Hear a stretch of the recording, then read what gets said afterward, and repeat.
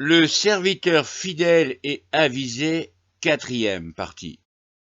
Tous les serviteurs qui ont été envoyés par Dieu pour accomplir une mission ont œuvré dans un contexte limité à une nation ou deux. Moïse face au peuple juif et au peuple égyptien. Samson face au peuple philistin et au peuple juif. Éliaou le Tishbite, ermite solitaire trop souvent confronté au pouvoir en place et aux prophètes de Baal. Avec les apôtres du Seigneur Jésus, la culture juive, enrichie de par son enseignement, fidèlement relaté dans les évangiles, a pu se répandre sur une plus grande étendue terrestre, correspondante à l'Empire romain. C'est grâce à l'Esprit Saint donné par Dieu aux apôtres et à leur nombre qu'ils ont pu accomplir la dure tâche d'évangélisation que Jésus leur avait confiée. Mais en cette fin des temps, le Tout-Puissant a décidé de n'envoyer qu'un seul individu pour remettre les choses en ordre, l'ordre divin. Jésus a donné aux hommes la prière parfaite qu'il faut adresser au Père si l'on veut être entendu par lui, très connu des chrétiens sous le nom du Notre Père. Parmi tous ceux qui la récitent au quotidien, combien en comprennent véritablement tout le sens et sa portée? Vous devez donc prier ainsi. Notre Père qui es dans les cieux, que ton nom soit sanctifié, que ton règne vienne, que ta volonté, qui est faite dans le ciel, le soit aussi sur la terre. Donne-nous aujourd'hui le pain qu'il nous faut et pardonne-nous nos dettes comme nous aussi nous avons pardonné à nos débiteurs. Et ne nous expose pas à la tentation, mais délivre-nous du mal. Jésus nous résume en quelques lignes ce que sera la fin du monde des hommes. Ce sera un passage, une transition que Dieu a essayé de faire comprendre au peuple juif lorsqu'il a quitté l'Égypte. De peuple soumis, il est devenu un peuple libre. En hébreu, le mot qui indique cet état est Pessar, et en français on dit Pâques au lieu de dire passage, et ainsi on finit par en oublier le sens premier. Lorsque le règne de Dieu viendra, il remplacera celui des hommes et sa loi remplacera celle des hommes. Parce que l'incompétence et la cupidité des hommes ont conduit l'humanité à sa perte via une famine mondiale, Dieu donnera le pain aux hommes qui auront le profil pour le mériter. Lorsqu'un homme dit « que ton royaume vienne », pense-t-il vraiment à ce que ce royaume règne sur toute la terre? Lorsqu'un homme dit « que ta volonté soit faite sur la terre comme elle est faite dans les cieux », est-il prêt à se soumettre à tous les commandements que tous les serviteurs de Dieu ont transmis aux hommes de la part du Tout-Puissant? Sont-ils prêts à écouter et à mettre en pratique tout ce que le suprême serviteur leur transmettra? Alors, commencez à imaginer l'homme qui vous servira de guide. Comment ce personnage pourra-t-il faire face à toutes les nations existantes et convaincre tous ces gouvernements de se soumettre à son autorité? Comment pourra-t-il convaincre des milliards d'individus, plus abrutis les uns que les autres, par des conditions de vie contre nature, que tout leur enseignement ne vaut rien? À quoi peut bien ressembler, penser un individu qui devra établir un gouvernement unique sur toute la terre? Comment fera-t-il pour faire régner la justice et faire disparaître définitivement les guerres sur toute la terre? Écoutons ce que nous dit le prophète Ésaïe à son sujet. « Voici, mon serviteur prospérera. Il montera, il s'élèvera bien haut. De même qu'il a été pour plusieurs un sujet d'effroi. Il paraîtra aussi sans gloire devant les hommes, et dans une forme méprisable aux yeux des enfants des hommes. De même il sera pour beaucoup de peuples un sujet de joie. Devant lui des rois fermeront la bouche, car ils verront ce qui ne leur avait point été raconté, ils apprendront ce qu'ils n'avaient point entendu. » Ésaïe 52, 13-15. Le texte d'Ésaïe parle aussi bien de Jésus dit le Christ que du serviteur fidèle et avisé de la fin des temps. Il y a les versets qui sont spécifiques pour l'un, il y a les versets qui sont spécifiques pour l'autre, et il y a les versets communs aux deux. Les actions des deux personnages concourent à la même finalité, à savoir la venue du royaume de Dieu sur la terre. Mais le Consolateur, l'Esprit Saint, que le Père enverra en mon nom, lui, vous enseignera toutes choses et vous rappellera toutes les choses que moi, je vous ai dites. Jean 14, 26. Le texte dit que ce serviteur va un jour prospérer et que son ascension se fera lentement mais sûrement. Au début de son ascension, beaucoup seront terrifiés parce qu'ils ne comprendront pas qu'il s'agit du messager envoyé par l'être suprême. Mais au fur et à mesure de ses actions, il deviendra un sujet de joie pour un grand nombre de peuples. Il est évident que lorsque la nourriture commencera à manquer, pour finalement totalement disparaître, tous ces gens qui n'auront pas eu d'égard à son sujet seront les premiers à vouloir bénéficier de la manne céleste. Il ne jugera pas sur l'apparence, n'adressera pas de reproches sur la base d'un oui-dire. Au contraire, il jugera les faibles avec justice et corrigera les malheureux de la terre avec droiture. Ésaïe 11, 3 à 4. Alors ce verset fait-il allusion aux serviteurs fidèles et avisés ou à Jésus? Avec une connaissance approfondie des textes, la réponse est possible. Dieu, en effet, n'a pas envoyé son Fils dans le monde pour qu'il juge le monde, mais pour que le monde soit sauvé par lui. Jean 3, 17. Si les enfants des hommes le méprisent, c'est parce que sa façon de s'habiller ne correspond pas aux exigences de la mode. Sa tenue vestimentaire pourrait être comme celle d'Élia le Tishbite et de Jean le Baptiseur, ou bien semblable à Moïse dans le désert. Non, elle correspond à sa personnalité qui verse dans la logique et la simplicité, afin de demeurer dans l'efficacité. Contrairement aux enfants qui jugent à l'apparence, lui, il jugera aux propos tenus et aux actes. Il s'est élevé devant lui comme une faible plante, comme un rejeton qui sort d'une terre desséchée. Et il n'avait ni beauté ni éclat pour attirer nos regards, et son aspect n'avait rien pour nous plaire. Méprisé et abandonné des hommes, homme de douleur et habitué à la souffrance, semblable à celui dont on détourne le visage, nous l'avons dédaigné, nous n'avons fait de lui aucun cas. Isaïe 53, 2 à 3. Doit-on attribuer le descriptif de ce texte à Jésus ou aux serviteurs de la fin des temps? Les évangiles ne parlent pas de l'enfance de Jésus, ni de son apprentissage de la vie spirituelle et professionnelle, ni de ses relations avec sa famille et ses voisins.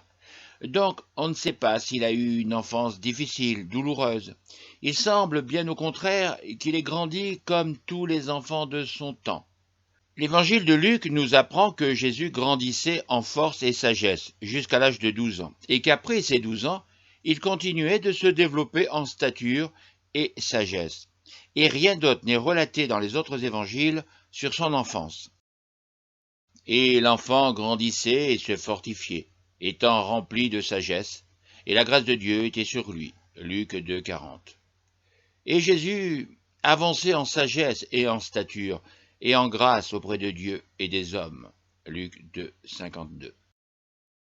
Les seules souffrances physiques de Jésus, dit le Christ, relatées par les évangiles, correspondent au temps qui s'est écoulé de sa capture au jardin de Gethsémani à sa mise à mort au mont du Golgotha.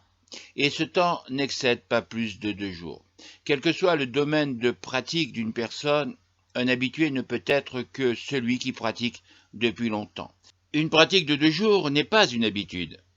Un fumeur, un buveur d'alcool occasionnel, qui essaie durant 2 jours, ne sont pas des habitués, contrairement à ceux qui, toute leur vie durant, ont fumé et bu de l'alcool.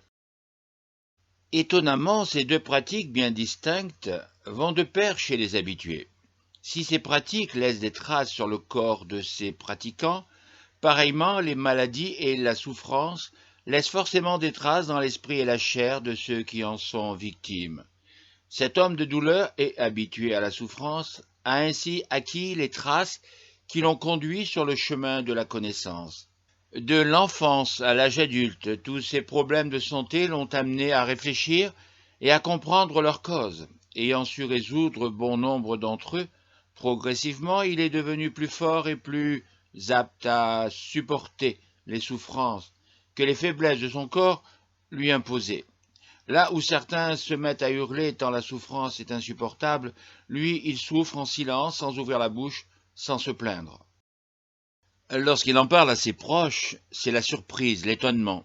En effet, qui s'est rendu compte de toutes ces souffrances? Et c'est là justement le plus gros problème de la société humaine. Elle n'est pas à l'écoute des souffrances d'autrui. Mais les paroles du prophète Ésaïe ne précisent pas si les souffrances sont de nature physique ou morale. Durant son enfance, Jésus a souffert du manque de compréhension de la part de sa fratrie, et durant ses 3 années de prédication, il a souffert de l'hostilité de tous ses détracteurs. Ésaïe insiste sur le fait que ce serviteur n'a rien pour plaire aux hommes. Pas de force, pas de beauté, pas la lumière, le petit quelque chose qui peut attirer l'attention. Une créature totalement insignifiante de par son apparence qui attirait plus le mépris dans le regard des autres que le respect. Imaginez ce serviteur dans son enfance, à l'école pendant les cours de sport. Si les bons sont choisis en premier pour composer les deux équipes qui vont s'affronter, lui, il fait partie de ceux qui ne sont pris qu'en dernier, ou pas pris du tout. Ésaïe dit que ce serviteur s'est élevé, donc qu'il a grandi. Comme une faible plante et arrivé à l'âge adulte, on peut dire qu'il est habitué à souffrir. La question qu'il se pose souvent, c'est de savoir si un jour ces douleurs s'arrêteront. Bien sûr, en plus de ses propres douleurs, il ressent celles des autres. En effet, son empathie envers les autres est si grande qu'il ressent la douleur d'autrui. Son plus grand désir est de voir les autres guérir afin que ses souffrances disparaissent. Cependant, ce sont nos souffrances qu'il a portées. C'est de nos douleurs qu'il s'est chargé. Et nous l'avons considéré comme puni, frappé de Dieu et humilié. Mais il était blessé pour nos péchés, brisé pour nos iniquités. Le châtiment qui nous donne la paix est tombé sur lui, et c'est par ses meurtrissures que nous sommes guéris. Ésaïe 53, 4 à 5. Certains diront, qui aime bien châtie bien, et d'autres diront, mais qu'est-ce qu'il a fait au bon Dieu pour être ainsi puni? Pourquoi cet homme doit-il porter les souffrances et les douleurs des hommes? Cet homme est censé gouverner toute la terre et y faire régner la justice. Comment pourrait-il y parvenir s'il ne comprend pas toutes les causes du malheur des hommes?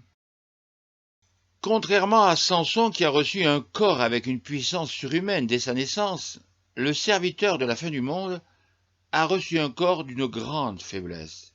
Si Samson a développé un ego surdimensionné, le serviteur fidèle et avisé a développé une très grande humilité. Si Samson a échoué sa mission de par son orgueil, l'humble serviteur devra réussir sa mission car beaucoup de vies en dépendent.